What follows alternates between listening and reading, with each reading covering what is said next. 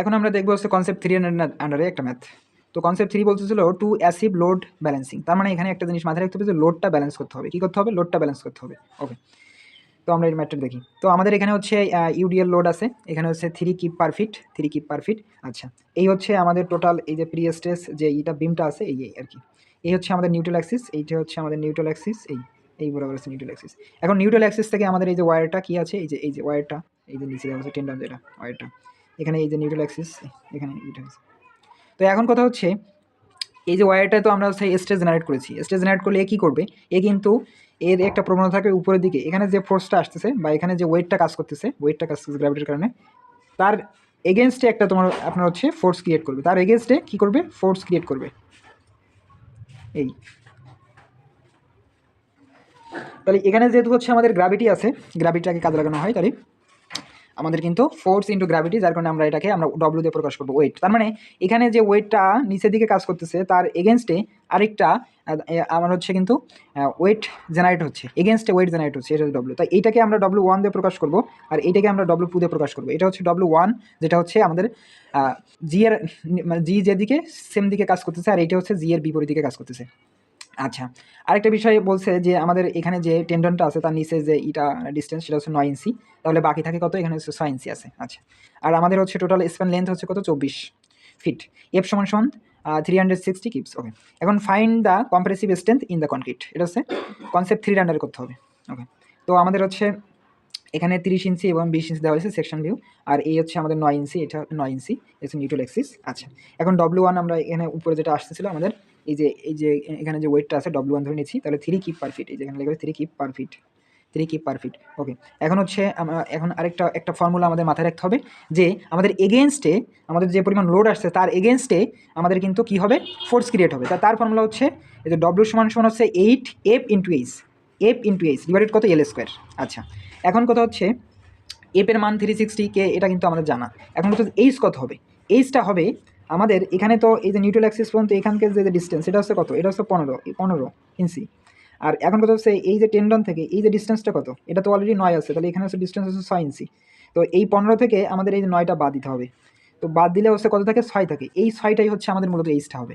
এই সমান হচ্ছে 6 ইঞ্চি, দ্যাট মিনস হচ্ছে 6 বাই কত, 12, এটাকে ফিটে কনভার্ট করা হয়েছে, 12 দিয়ে ভাগ করে এটা ফিটে কনভার্ট করা হয়েছে। আর এল সমান কত, 24। তো এখানে মানটা বসানো হয়েছে 8 ইন্টু হচ্ছে এই যে 360 গুণ হচ্ছে কত, এই যে 6 বাই কত, 12 ডিভাইড হচ্ছে কত, এই L square, that means 24 square, that means হচ্ছে 2.5 কিপ পার ফিট। তো এইটা হচ্ছে আমাদের W2, মানে হচ্ছে রেজিস্টিং যে এইটা ফোর্সটা ক্রিয়েট হয়েছিল তার কারণে যে আমাদের W2 এটা এই, আর এটা হচ্ছে তো আমাদের উপর থেকে লোডটা যেটা আসতেছিল সেটা হচ্ছে W1।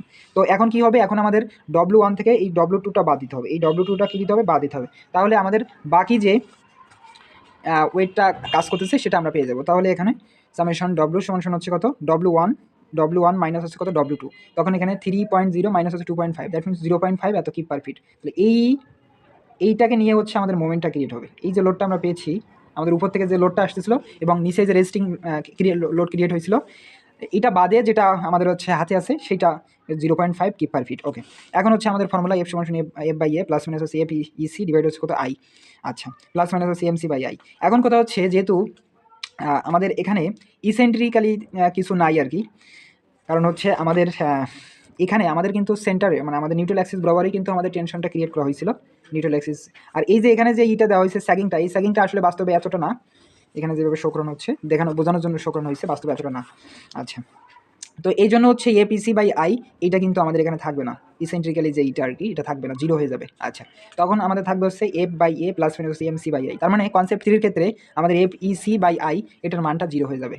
কনসেপ্ট 2 এর ক্ষেত্রে যেমন হচ্ছে বেন্ডিং এমসি বাই আই আমাদের জিরো হয়ে গেছিলো, আর কনসেপ্ট 3 এর ক্ষেত্রে হচ্ছে আমাদের এফ ইসি বাই আই এটা জিরো হয়ে যাবে। ওকে, তো আমাদের এফের মান হচ্ছে এই যে 360 গুণ 10^3 এত পিএসআই, এত পিএসআই। আচ্ছা, এম সমান কত, ডব্লিউ স্কোয়ার বাই 8, তাহলে এখানে ডব্লিউ হচ্ছে 0.5, কারণ এখান থেকে আমরা যেটা পেয়েছি 0.5। আচ্ছা, ইন্টু হচ্ছে কত, 24 স্কোয়ার ডিভাইড হচ্ছে কত 8, তো এখান থেকে আমরা পেয়েছি 36 কিপ ফিট। আচ্ছা, এখন আই কত, আই আমরা পেয়েছি আই হচ্ছে কত, 35,000 এত বলছি ইঞ্চি এর পাওয়ার 4। আই আমরা জানি BS Q by 12 formula use করে পেয়ে যাবো। সি সমান 9/2 এটা হচ্ছে 15 ইঞ্চি।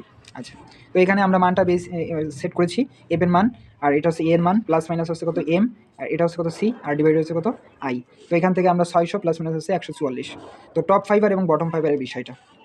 এখন কথা হচ্ছে যেহেতু আমাদের এখানে এখানে হচ্ছে আমরা দেখতে পাচ্ছি যে আমাদের ওয়্যারটা কী হয়েছে, এখানে বাকলিং ক্রিয়েট হওয়ার কারণে, এখানে বাকলিং হওয়ার কারণে নিচের দিকে আছে, ওয়্যারটা কোথায় আছে, নিচের দিকে, তাহলে ইসেন্ট্রিক্যালি আমাদের নিচে আছে।